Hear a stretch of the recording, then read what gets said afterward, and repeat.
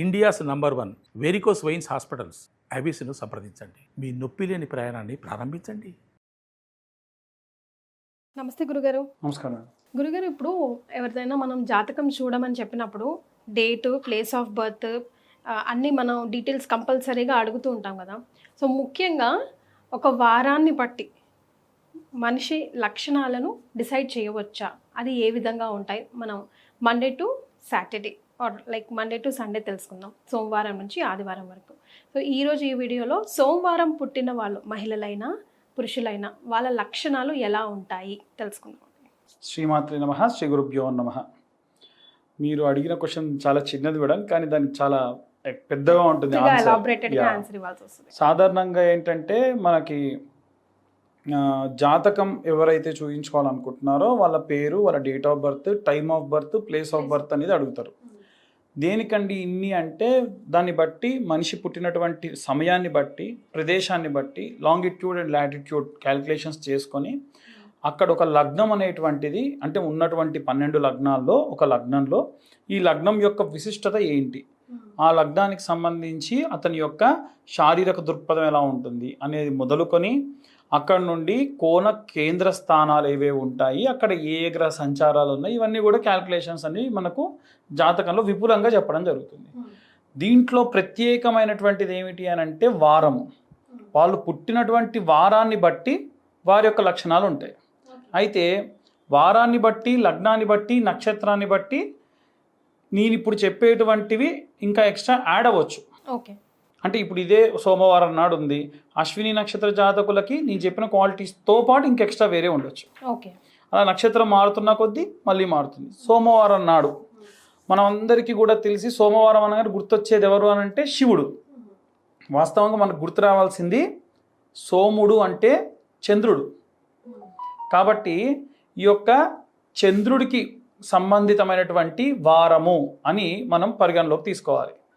అయితే సోమవారం నాడు పుట్టినటువంటి వారికి ఎలా ఉంటుంది అని అంటే, వారు పుట్టినటువంటి సమయం గనక కృష్ణపక్షంలో పుడితే ఒకలాంటి భావజాలంతో ఉంటారు, అది కూడా ఉంటుంది. అదే గాని శుక్లపక్షంలో పుట్టుంటే ఇంకొకలా ఉంటారు. ఎందుకంటే టైమింగ్ ఎట్లా డివైడ్ చేసుకోవాలి అది కూడా ఒకటి చెప్తాను. మనకు నెలలో 15 రోజుల పాటు చంద్రుడు ఉచ్చ స్థితిలో ఉంటాడు, అంటే పెరుగుతూ ఉంటాడు. దాన్ని మనం శుక్లపక్షము అంటాం. అంటే అమావాస్య తర్వాత 15 రోజులు కూడా శుక్లపక్షము, అంటే చంద్రుడు పెరుగుతూ ఉంటాడు.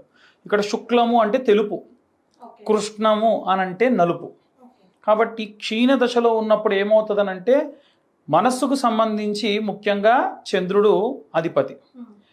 తొందరగా అలగడం, కృష్ణపక్షంలో జన్మిస్తే తొందరగా అలగడం, కోపం తొందరగా రావడం, అనవసరమైనటువంటి లక్షణాలకు కోపం రావడం, ఇది ఆడపిల్లలకైనా మగపిల్ల వాళ్ళకైనా సాధారణంగా ఉంటుంది. చాలామంది అంటారు మగపిల్లలు, అరే నువ్వు ఆడపిల్లలు అలగకరా అంటారు. కారణం ఏంటి అంటే వాళ్ళ యొక్క లక్షణం ఆ సమయంలో పుట్టి ఉంటే అలా ప్రవర్తిస్తూ ఉంటారు. అయితే సోముడు మనస్సు కారకుడు, చంద్రుడు మనస్సు కారకుడు. మనకు బ్రహ్మహత్యా పాతకాన్ని కొంతమందికి ఇచ్చారు, చంద్రుడికి, నీటికి, పాలకి, ఆడవాళ్ళకి. అంటే ఏంటండి? ఇంద్రుడు బ్రహ్మహత్యా పాతకం చేయాల్సి వచ్చింది. అంటే బ్రాహ్మణుడిని సంహరించాల్సినటువంటి దోషము ఆపాదింపబడింది ఒకసారి. మరి ఆయన దేవతలకు రాజు కాబట్టి, దేవేంద్రుడు కాబట్టి, దేవ ఇంద్రుడు కాబట్టి, అది ఆయనకు ఉంటే ఆయన రూలింగ్ చేయడం కరెక్ట్ కాదు కాబట్టి కొంతమందికి పంచి అప్పుడు వీరికి ఇచ్చారనమాట. అలా పాలకి, నీటికి కూడా ఇచ్చారు. అందుకే పాలలో ఏదైనా కలిస్తే విరిగిపోతుంది, నీళ్ళలో ఏదైనా కలిపితే రంగు మారిపోతుంది. ఆడవాళ్ళకు కూడా ఇచ్చారు. అందుకే నెలలో ఆడవాళ్లకు 5 రోజుల పాటు విపరీతమైనటువంటి మూడ్ స్వింగ్స్తోని ఉంటుంది. వారు ఆ సమయంలో ఎక్కువ కష్టపెట్టకుండా ప్రశాంతంగా పక్క కూర్చోబెట్టాలి, ఎక్కువ వాళ్ళకి ఏ పని చెప్పకూడదు అనేటువంటిది నియమం. అలాగే ఉన్నటువంటి గోవుకి కూడా వచ్చింది. అందుకే గో ముఖానికి మనం పూజనీయం కాదు, గో వెనకాల వృష్ఠ భాగంలో మాత్రమే పూజ చేస్తాం. అయితే ఎవరైతే ఈ సోమవారం నాడు జన్మించి ఉన్నారో వారి సాధారణమైన లక్షణాలు ఏంటి అంటే ఇలాగే ఉంటాయన్నమాట. అంటే అయితే తొందరగా కోపడతారు, లేదా ఒకవేళ వాళ్ళు గనక కృష్ణపక్షంలో కాకుండా శుక్లపక్షంలో పుడితే పోనీ వాడి పాపన వాడిపోతాడు, క్షమించే గుణం ఉంటుంది, వదిలేద్దాం, ఏముంది ఇప్పుడు కాకపోతే ఇంకోసారి చూద్దాం, ముందు పని ముఖ్యము, ఇలాంటి లక్షణాలు, భావకత అధికంగా ఉంటుంది. అయితే శుక్లపక్షంలో ఉన్న వాళ్ళకి ఇంకా ప్రత్యేకమైనవి ఏముంటాయనంటే, మెడికల్ సంబంధించినటువంటి వాటికి ఎక్కువ అట్రాక్ట్ అవుతారు. మెడిసిన్ చదవడం కానీ, లేకుంటే ఆయుర్వేదం కానీ, ప్రకృతి సిద్ధంగా దొరికేటువంటివి కానీ, వెన్నెల సంబంధించినవి కానీ, ముత్యాలు కానీ, ఈ సోమవారం జన్మించిన వాళ్ళందరూ వీటికి అట్రాక్ట్ అవుతారు. ఆల్మోస్ట్ యా, కృష్ణపక్షంలో పుట్టినటువంటి వాళ్ళు మత్తుకు సంబంధించి ఎక్కువ అట్రాక్ట్ అవుతారు. అంటే ఎనస్థీషియన్స్ కానీ, నిద్రమాత్రలు కానీ, మందు కానీ ఇలా. సో మందు అనేటువంటిది మనం పాజిటివ్గా చూసేది ఓ పక్క ఉంటే, నెగిటివ్గా చూసేది ఓ పక్క ఉంటుంది. మన శరీరం బాగుండాలని తీసుకునేటువంటిది ఔషధము, అది పాడైపోయేటట్టుగా చూసేటువంటిది మందు, అది ఇంకో రకంగా వస్తుంది. కాబట్టి ఈ రెండు రకాలుగా కూడా ఉంటుంది. అంటే ఖచ్చితంగా ఇలాగే ఉంటుంది అంటే మళ్ళీ వాళ్ళ యొక్క నక్షత్రాన్ని బట్టి, వాళ్ళ యొక్క లగ్నాన్ని బట్టి, వాళ్ళకి అప్పుడు ఉన్నటువంటి గ్రహస్థితిని బట్టి చాలా ఫిల్టర్స్ ఉంటాయి. ఇది జాతకం అనేది పెద్ద సముద్రం అన్నమాట. కాబట్టి వారాన్ని బట్టి చూసుకుంటే ఇలా ఉంటుంది. వీరు ఎంత సాత్వికంగా ఉంటారో అంత రౌద్రంగా ఉంటారు. ఎందుకంటే మనం శివుడు చూడండి, చల్లగా తలపైన చంద్రుడు, గంగమ్మ ఇవన్నీ ఉన్నాయి. వాళ్ళు ఉన్నా కానీ ఆయన రుద్రుడుగా మారినటువంటి సందర్భాలు కూడా ఉన్నాయి. కాబట్టి వీరు శివనామ స్మరణ ఎంత చేస్తే అంత మంచిది. ముత్యాల దండ మగపిల్లలు కానీ ఆడపిల్లలు కానీ మెడలో ముత్యం ధరించడం మంచిది. వెండిలో అయినా పంచలోహాల్లో అయినా ఎలా అయినా సరే.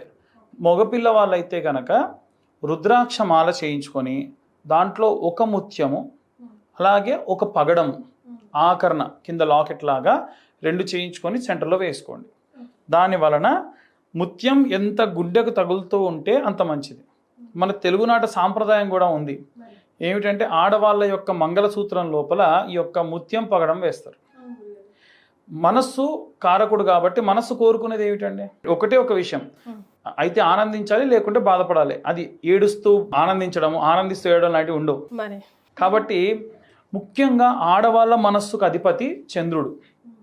ఎందుకు ఆడవాళ్ళ మనస్సుకు అధిపతి అంటే చెప్పా, బ్రహ్మహత్య పాతకు ఇచ్చినప్పుడు. అందుకే చంద్రుడి యొక్క కదలికలతోని నీటి యొక్క అలలు కూడా ఏర్పడతాయి. ఆడవాళ్ళకు కూడా మూడ్ స్వింగ్స్, వారి యొక్క మెన్సెస్ టైం కంటే ముందు తర్వాతకి మూడ్ స్వింగ్స్ విపరీతంగా ఉంటాయి. కాబట్టి చిన్న ఉదాహరణ చెప్తే అర్థమవుతుంది. మగవాళ్ళకి ఆడవాళ్ళకి ఏదైనా ఒక చిన్న ఇన్సిడెంట్ వస్తే ఎలా బేరీస్ చేసుకోవాలి అని. ఒక ఫంక్షన్కి వెళ్ళారు అనుకోండి, మాకే మీ ఆడవాళ్ళకి చీర పెడితే మాకు టవల్ పెడతారు, పట్టించుకోరా ఏదో ఒకటి పెట్టారు కదా అని వెళ్ళిపోతాము. ఆడవాళ్ళు అలా కాదు, పక్కన వాళ్ళకి ఏం పెట్టారు అంటే ఎందుకు, అయితే ఆనందించాలి లేకుంటే బాధపడాలి.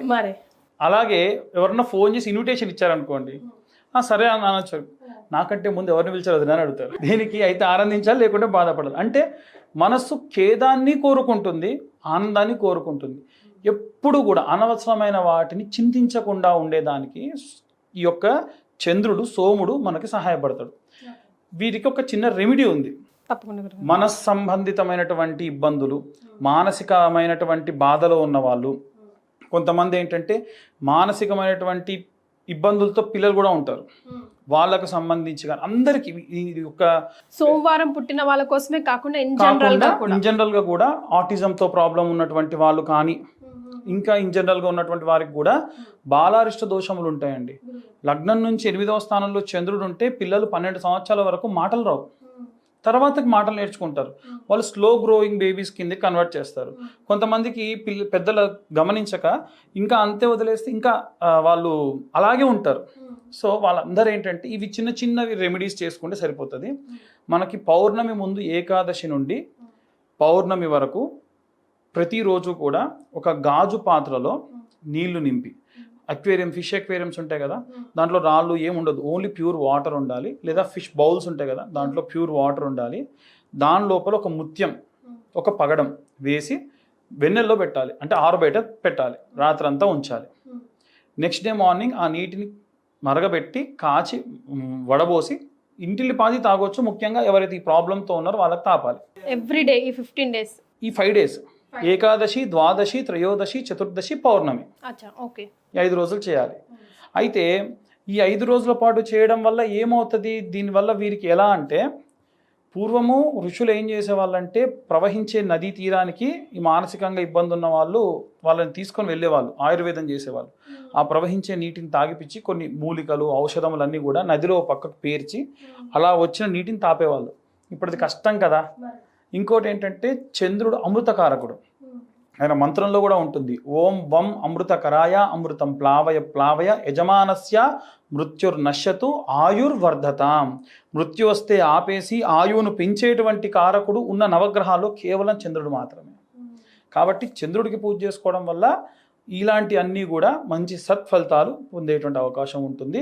ఇప్పుడు నేను చెప్పిన మంత్రం ఏదైతే ఉందో, ఓం వం అమృతకరాయ అమృతం ప్లావయ ప్లావయ యజమానస్య మృత్యుర్నశ్యతు ఆయుర్వర్ధతాం నమో నమః, ఈ మంత్రాన్ని 11 మార్లు సోమవారం నాడు చదివినా చాలా చాలా మంచి సత్ఫలితాలు పొందవచ్చు.